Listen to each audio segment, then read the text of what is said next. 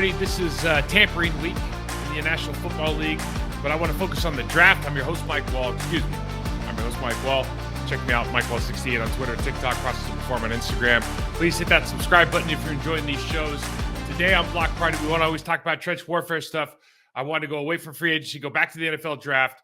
A couple weeks ago, we looked at the guard prospects, and we included in that Cody Mock from North Dakota State, and then, of course, Peter Skoronski, who is the number one tackle prospect, but he's 6'3".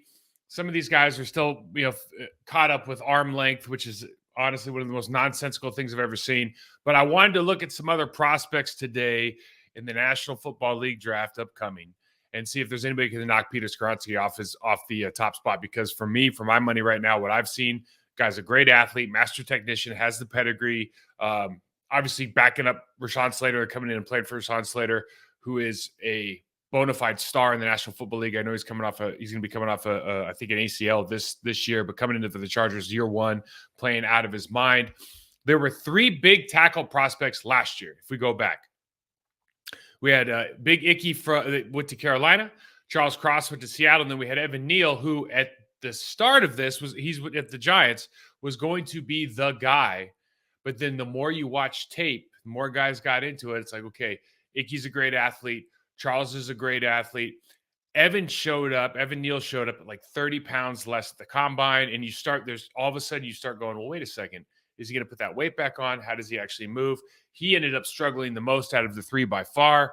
The other two were fantastic, and they're only going to get better. James Campion's over there with Ike Ekwonu, and I think he's only going to help develop that guy into an all-pro. Charles is a special guy. The way that he can extend his arms, the way that he can kind of dislocate his arms and legs and move independently, very, very special prospect. So can't wait to see what's going on with those guys for the next couple of years. But looking at these players now, I want to get into a handful of guys that you can be excited about, starting with somebody that somebody hit me up on Twitter last night asking me about Darnell Wright from Tennessee. This guy's an absolute mammoth.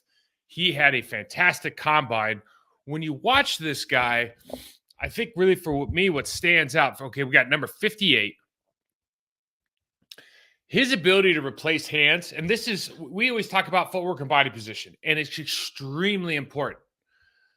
But very few guys are as good at replacing hands as this guy is early in his career. We watch this one more time. You look at here. He goes from outside to inside, replacing and extending and locking guys out. Playing against Georgia here, a bunch of different good first-round draft pick potential from the Georgia Bulldogs. He can anchor. He can replace hands. He has good footwork. He is a good athlete given the fact that he's this big, 335 pounds. There are footwork issues. There are some bend issues, especially out of 2-point. But when you watch this guy, you have to be excited about the fact that he is so good with his hands and he likes to finish plays. From a behavior standpoint, he's got everything you want. You see, even that stance is a little bit tall. I like the way he's trying to get bent over. He does have a hip hinge. He does a really good job of staying square. You see, again, wins with his hands. He was going to try to chuck this guy, ends up extending. Does a great job, and he loves to finish. Loves to finish with hands inside. Phenomenal stuff. Okay, out of the 3-point, I wanted to highlight this because he really does a nice job out of 3-point. When you put him in this position, and this is what happens with a lot of guys I work with. Sometimes coaches now are like, just playing 2-point. We want you to be able to see the field, blah, blah, blah. Listen, put them in 3-point in practice for half the reps because now they get used to playing out of it. It's more work for them when they get into the game situation and they're tired. Even if they're in 2, they don't stand up as tall. You see the bump off here. I think that's a fantastic job. He keeps his shoulder pads and hips pointed towards the line of scrimmage, and so he can pass off this game with ease. This is not an easy thing to do. A lot of guys get picked off by coming flat, and again, we finish to the ground. The 3-point here. And this is where, we get up a little bit tall and wrestle from time to time. He takes a back foot step here. He takes an inside step and then comes back out. He's really just kind of a cutoff hip hinge position. But I just wanted to show again this. He'll get into the mix, butt it up, help the running back spring for extra yards. Now, I'll show this one again. He's not going against an elite level pass rusher, but you got silent count. He's trying to time this. But for 335 pounds, and this is kind of what showed up at the combine, this guy is explosive. Now, everyone's going to talk about he's got kind of a weird kick as he comes out. He almost hops on his left foot twice. We need to stop thinking about, and coaches, experts, stop thinking about how specific guys are doing certain things and understand where are they getting to and are they under control. So this guy's laid off the snap, but he does a phenomenal job of getting back and getting into confrontation with relatively going backwards, matching velocity with the upcoming defensive end or outside linebacker, and then going into this contact under pretty good control considering the situation, ends up getting locked out. That guy that he's playing against is not going to threaten him. But again, you look here, and he's able to keep that toe pointed towards the line of scrimmage, shoulders, hips pointed towards the line of scrimmage. And when a guy who's 6'6", 335 can do that, plays with his aggressiveness and has that hand placement, you're just going to see a lot of this. He just locks out, throws away, discards. This guy puts what I maybe like most about this guy, he loves putting dudes on the ground. You just watch this tape. You can pull up any, 6-7 reps. Dudes are going to be on the ground. Okay, we always want to take a look at that backside, just understand if their footwork's good coming out of college, seeing how they're being coached here. He gains leverage with that first step. He's gaining leverage on his defender, meaning he's ending up in a better position than he started before the snap. That is super important. He's not stepping behind himself. That allows him to go into contact with good pad level, good hip level. It's little things that make a huge difference here. We look at this again. This is where he's going to get in a little bit of trouble. Now, a lot of times he'll do this 2-kick jump back. Sometimes my man here will take his left foot and slide it over. So it's almost like instead of trying to stay square, you'll slide that foot all the way over. We'll see it here. Right there. He ends up in this position because he kicks that foot over almost directly to his right, and he ends up with his feet in line. And when you get in this position in the National Football League, obviously you see that leg straight. He's catching, his pads are down. This is a position you want to avoid. This is a position you want to get those hands in. You want to get your chest big, right?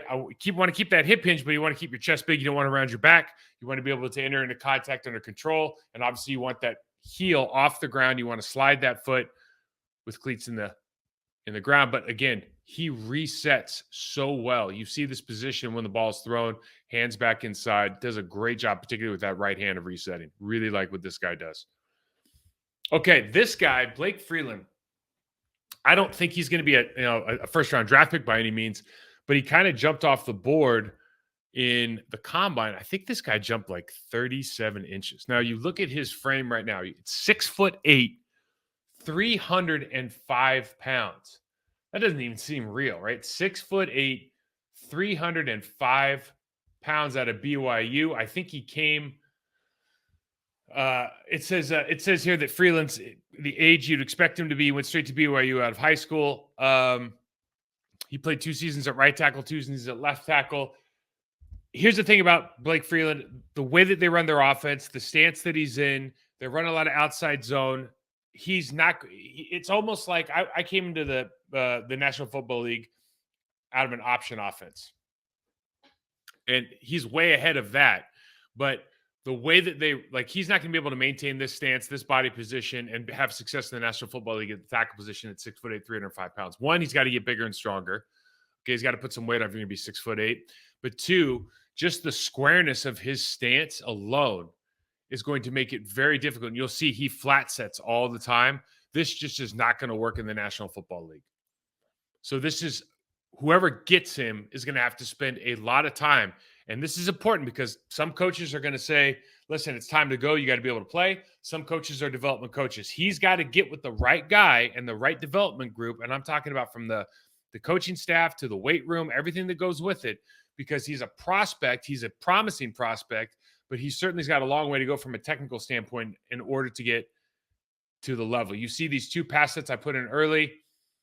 I think when you put him just in the pass protection mode, he's going to go flat here, but generally speaking, his hands where they need to be, feels comfortable.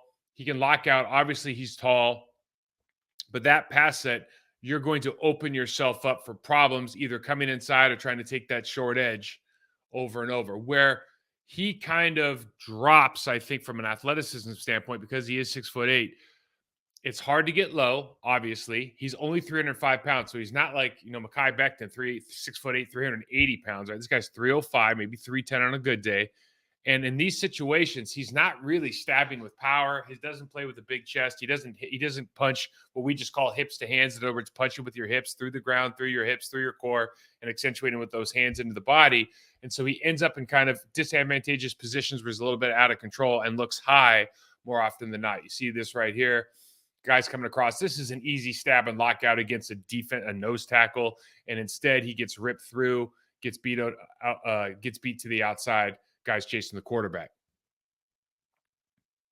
Same thing here. You're trying to play low, and this is what happens when you say, "Hey, your pad level's too low." Well, in this situation, he's just trying to hunch over. This isn't a great position for him to strike with power, right? So we got a spike inside, and instead of being able to stab this guy and going high, you look at this position here. He's getting leveraged. He's not in great control. He's not delivering force into the defender, and he's not really dictating the terms of confrontation. So this is something he's going to really have to work on. Again, you see that flat set. It's almost square. Now, in the National Football League, if he was set like this, you'd be like thinking, oh, for sure he's running backside. That's not necessarily the case with this guy. This is how he's going to play. Does a good job here initially of coming off the ball, but he doesn't work and transfer that power from his hips through that inside hand. He's not strong with that inside hand, so the defender is able to rip through and easily defeat him on the inside. So I think he's a project. Any of these guys can play with a really good development coach, but you have to be really smart about where you pick these guys, what your opportunities are. Is he a right tackle? Is he a left tackle? Do you feel comfortable having a 6'8" guy that's only 305 pounds? Might not have the frame to carry a 330, 340 pound body, and is he going to be able to move the way he is? The fact that he jumped 37 and a half or whatever it was inches in the combine makes you raise your eyebrows. But when you look at him on tape, there's still some leverage issues coming from the fact that he doesn't really play with a great hip hinge, given the fact that he's 6'8". Again, opportunities abound. These two guys, Ohio State, Juwan Jones, Paris Johnson. Okay, one of them's 360, 6'8", absolute monster right tackle. The other one's not small, 6'6", 310, but completely contrasting body styles, and because of that, completely contrasting play styles. We're going to watch them kind of both, maybe one at a time here. I really like the way these guys play. There's some limitations with all of these guys, just like there is with every player. But you can tell these guys are really well coached. We'll just start by saying that. So like the stances, like that they're trying to stay square initially. We'll just go through this first one. And what you'll notice with 77 in particular, really fast feet. Really fast feet. What he's going to do is we watch this. He's got fast feet, but sometimes he's not going anywhere, especially in his pass pro. He doesn't explode out of his stance. And what you're going to see from 79 is, as you can expect, I'm 360 pounds. I'm going to try to get on you. I'm going to try to cover you up. I'm literally going to be like an eclipse, right? Coming in front of the sun. You're not going to be able to see or breathe. And then he can punch and extend with the best of them. He's going to have to work on his set as far as getting a little more vertical and under control so guys can't come underneath. But at 360 pounds, he has good feet. Like the prospect for both these guys. Let's go to the second play here. And we look at 77 first. And you just look at the athleticism. So he's setting for the game. And he's able to turn. This isn't a great set as far as he should have continued to kick. But his ability to turn and push this guy by is huge. In other words, his recovery ability, his ability to flip his hips and run against, again, Georgia Bulldogs is big time. And so we start looking at behavior traits. We start looking at athleticism and what they're able to do, how we can help these guys out. That's somebody you can do. It's just from an athleticism standpoint, something you can certainly work with, and he's been playing at the highest level. Now, we look at the big fella. He wants to set flat, and he's not afraid right here. He's just going to set flat. You see those hands extended. Now, you just think right now in this body position with like a Von Miller, and he's already turned towards the sideline after one kick. You think like, oh, Von's just going to do a ghost rush, go right underneath, and then, get the sack on the quarterback, okay? So when you watch these guys, even though he is playing against Georgia, this is not NFL veteran quality defensive end.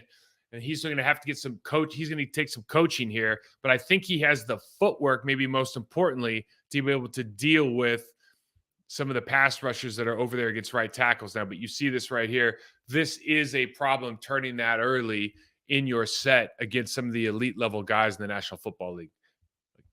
Having said that, another one of these guys who's not afraid to finish. Love it.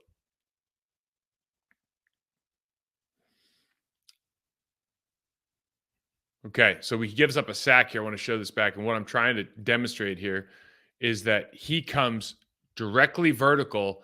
And we want to think, and I know this tape for some reason is not as clean as it should be, but we want in this situation for him to explode out of his stance and get back, kick for three, and say score to the line of scrimmage. Okay, instead, he doesn't really go anywhere with that first kick. And he's taken two and he's turning, but he didn't really go anywhere. So if you think of like David Bakhtiari or Trent Williams, guys that really explode out of their stance and then settle, he's not doing that. He's taking a lot of little kicks. Laramie Tunzel can take a lot of little kicks, but he always gets back to his spot. Okay, so he can explode out or take little kicks. But when I think of like guys who just explode out of their stance, I think of David Bakhtiari in particular. This is something that we're going to have to work on if we want to get back square, get to the right position. The quarterback could have stepped up here, no question about it. You can see that there's a pocket there, but he is pointed the wrong direction too early, and the defensive end is able to press high side, get to the quarterback. Should he have stepped up? Sure, but either way, this isn't how we want to treat this play. So he ends up giving up the sack. We'll look on the other side, I think, with the right tackle now. And again, he's going to set flat. And you just can see how obvious this is. If in the National Football League, if you see this, you're going to run a pick stunt off of him every single play. So that linebacker's coming up on the right guard. That guy's just going to run a pick game. So they're going to run a linebacker end game. He's going to get picked. He does a good job of redirecting. He's got great feet, especially for a 360-pound guy. But with that kind of set, you're just opening yourself up for issues.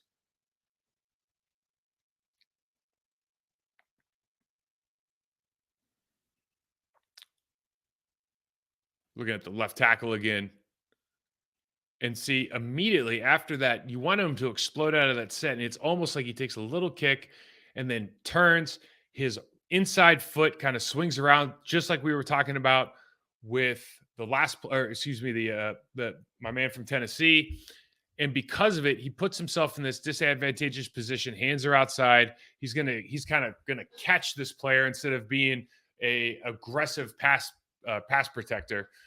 So feet aren't in the right position, hands aren't in the right position, and he's now going to get bowled back. He does a good job with his anchor. He's playing against really big-time college football players, okay? This is a lot of stuff you're going to see in the National Football League. You could stop this guy at the line of scrimmage, given the fact that he didn't really give you much of a rush, but if you're going to give up the ball, you're going to have to be able to take that ball over and over.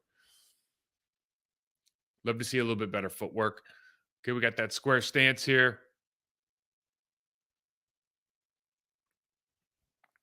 One thing that this guy does, especially if you're running like a 5 technique, basically, if you're 6'6", 360 pounds, and you run a 5 technique against a guy like this guy's got good feet. Okay. If you're running a tight 5, if you're not going to get wider and you're not going to challenge him, like he's going to take this little flat set. He's not going to go anywhere and he's just going to attack you. And he's pretty much going to shut you down all day, every day. You know, I just think of like a Cam Jordan. Okay, might be a guy obviously that's going to give a 5 tech, a true 5 tech, and it's going to give him problems. But most of those speed rushers, you think about your TJ Watson guys of such, they're going to kind of widen out, get in a better position to make this guy's flat set be at a disadvantage. But most of the guys in the National Football League are just going to play that 5, that elephant end. Man, they're going to get swallowed up by a dude who's got good feet. He's 360 pounds. We want to just look at here again. Are we exploding out of our stance? Right? See how quickly he turns. Part of that is he plays high. So again, a lot of guys like this player, and they should. He's got good feet, but he does get a little bit high out of his stance, and he just doesn't explode back like you want him to. Is he capable of it given everything? You have to imagine that he is because of his size, weight. He's an Ohio State kid. He's got a lot of things going for him, but you got to see him explode out of a stance a little more and be able to maintain that hip hinge.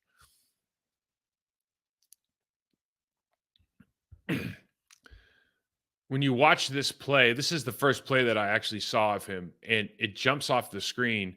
It looks like he's playing at a faster level. It looks like he's fast forwarded from everybody else. Incredible athlete. Um, Again, a little bit high. Now you look at 79 on the other end here, and there's not enough guys in the National Football League who finish like this.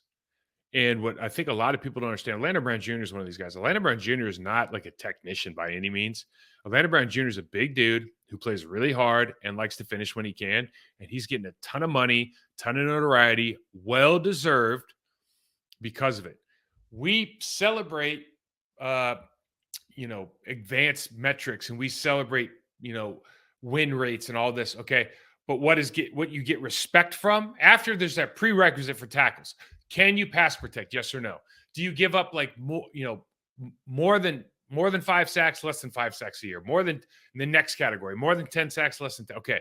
Once you get that kind of cleared out, if you want to get respect, like if you want people to love you, you finish. And that's some guys don't understand that. They think it's all about like pass pro, or you got to finish. If you want respect, you got to finish. This guy absolutely buries dudes over and over and over again, and then just actually doubles down on burying this guy right here. You got to love it. 77, we're going to see that shuffle down for the double team again. He's a little bit high here, gets beat by a good Georgia player. You just see the footwork that you don't like. My only point to bring this up is not to chastise this player, but to say you need to get your hips down in your stance and maintain that hip level as you go through all these ranges of motion, all these movement patterns. That's the thing that I think for me that he might be lacking, that he can really work on in between now and the start of training camp. He is a highly rated player. A lot of guys have him top 3 as far as tackle prospects, first round draft pick. I think that's probably true. He's playing against top tier talent here in college football, but I do think there's a huge opportunity here for him to better himself very specifically by just getting a little bit more under control and body position into confrontation. Like we talk about, how you get to confrontation dictates the terms of confrontation. We can do a better job here for sure. As everybody knows, hopefully it's watched this before, I don't cherry pick plays, man. I just go through tape. I'm going to show you 3, 4, 5, 6, 7 plays at a time, usually in some sort of order, a chronological order. I'll bounce around from the tape just trying to look for things that can give me a one-on-one look for this player, or a double team look, something that's valid, a backside look so we can look at his footwork. But generally speaking, like, I'm not trying to cherry pick plays here to get a read on this guy one way or another, or create a narrative. I'm just telling you what I see. We look at this again. We need to be able to, I always think about line setting, right? So we want to get a little bit of width with our set. We want to get a little bit of width with our set. We don't want to get a ton of width, but we don't want to get a flat set. We want a line set. So we want to get, after 3 kicks, we want to get that inside foot on that line. And what happens here, and what this guy does a lot, is because he almost rotates in a stance before he gets back. We'll see it here. And he just kind of comes straight back. He's probably doing this because there's the 4 technique here. He doesn't need to get wide, okay? Which I completely understand. But we do see this from this player, even when he's got a guy outside, particularly when he's working against a 3 technique and they're worried about the TE. He'll shift his feet to this, and he gets almost his feet in line. It's just very difficult to operate there. It's very easy to turn you if you're a defensive end. Just something we need to think about. And now we look here on the other side. The big fella doesn't bring his second foot into contact. So because he doesn't bring that second foot now, even though he does a good job winning with his outside hand, he's a little bit out of control. His feet are wide. And eventually this guy's going to wipe him off and release inside to get a little bit of pressure and flush the quarterback. Now, this is kind of what we're talking about. In situations like this, we know the outside guy is not going to go. So there's a little bit of football. There's a little bit of football IQ here, but there's really more of a technical thing. Right hands down on the 2-eye over the left guard, number 74. We see that the defensive end is not going to leave. You take 1 kick, you come back and you slam this door shut. So hopefully the guard can bounce off and make something happen on the linebacker over the center. But you see, he just kind of rolls into kicking that foot straight back, opening up.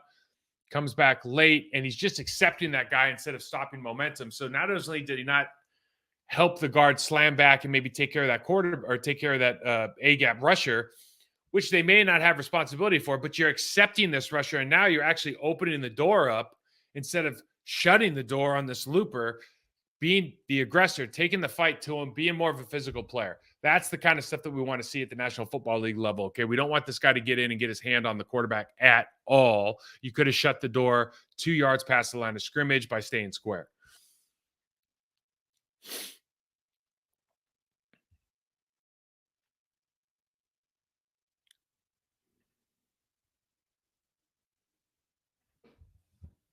So I like a lot of those guys. In fact, I like the Tennessee kid a lot. I like both of the Ohio State kids a lot.